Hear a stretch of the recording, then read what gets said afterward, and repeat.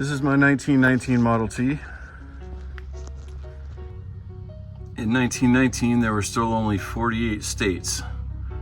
Alaska and Hawaii had not yet been admitted. It's got a functioning Boyce motometer, which essentially measures how hot the water is. And you can read it from the driver's perspective. I don't know if you can tell, but these lenses are tinted purple.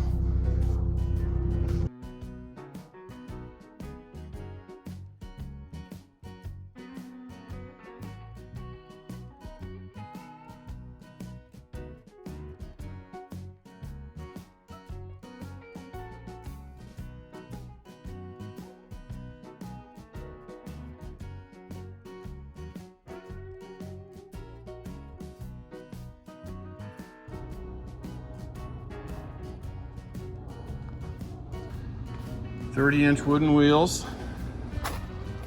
I've got an accessory gas, oil, and water can set for this car. Spare rim. This is a later model stop light. I added that myself. I think that's probably 30s or 40s.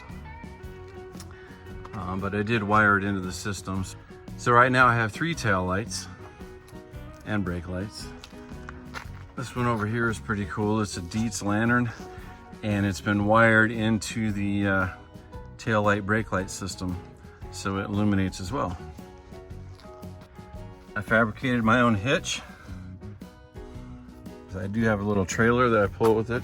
The guy that I bought this car from did an excellent job on this bed. This is a custom-made wooden bed, and he went so far as to even use period correct square nuts. Tailgate does fold down. Hemp rope. And here's my toolbox. I found this padlock quite a while ago. It is a Bell Telephone Company 1927 padlock. Still operates. I have a 1919 Indian head nickel epoxied to the running board. These lamps on either side of the cowl are kerosene. You remove the bowl, fill them up with kerosene. There's an actual wick that you can raise and lower. The headlights are, of course, electric this year. They started electric headlights on Model Ts in 1915. This here is just an aftermarket magnetic drink holder. This is the choke rod, and that's a 1919 penny. Ammeter, ignition switch. Left is battery, right is magneto, and then this operates the headlights either dim or bright. This is just an accessory dash light. When you drive a Model T in the dark, there's no lights on the inside of the car. So a lot of people put these accessory lights on the dash, and I have it angled to point towards the ignition switch and the ammeter so I can actually read them at night. Of course, it's running on coils. I would have it no other way. This here is just an extension for the reverse pedal. Without it, if you have big feet or big shoes or boots on, it's sometimes can be hard to get your foot onto the reverse pedal because you have to push it forward in between the other two pedals. And this standoff just makes it easy. This here is just an accessory spotlight. And I've got a little klaxon horn. That's the only horn I have on the car. And it's completely manual. You just push this plunger in this way.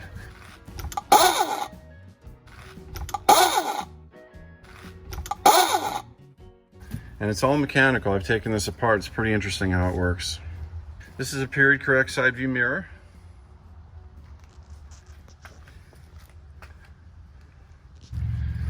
The steering wheel is also pretty cool. If I can do it with one hand. You release the lever and it flips up out of the way. and it makes it easier for the operator to slide in under the steering wheel into the driving position, because when the steering wheel is down, there's not much space between the steering wheel and the seat. And if you've never heard the term Fat Man steering wheel before, that's how they get their name. Top's in pretty good condition. It does go up and down. Even on sunny days, I generally leave it up because I get some shade while I'm driving. Back here in the bed, there's a trap door here to access the battery. And I've got my little dongle here for my charger. Let's look under the hood real quick.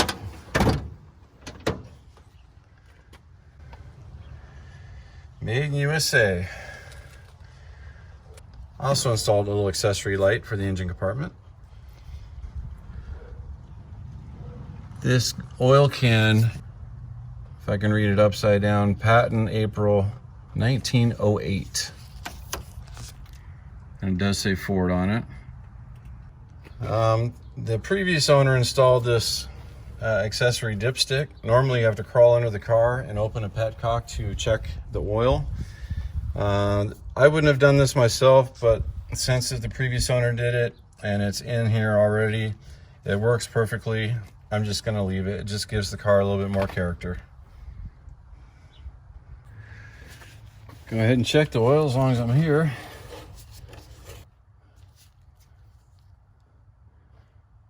It's good.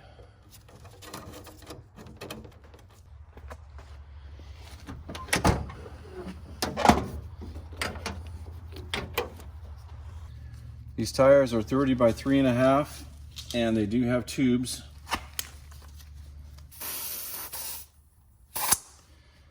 About 45. I like to run them about 55.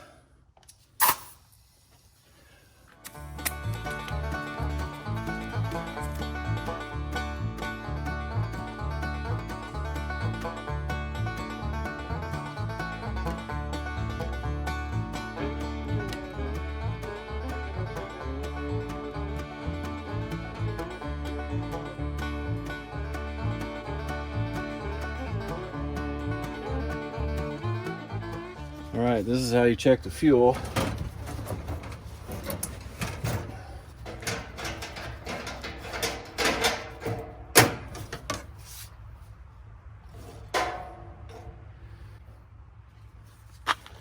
It's a little low. We've only got about a gallon and a half.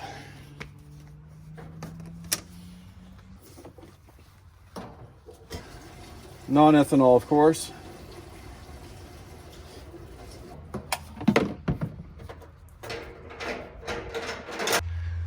Okay, there's only one thing left to check here before I go for a drive.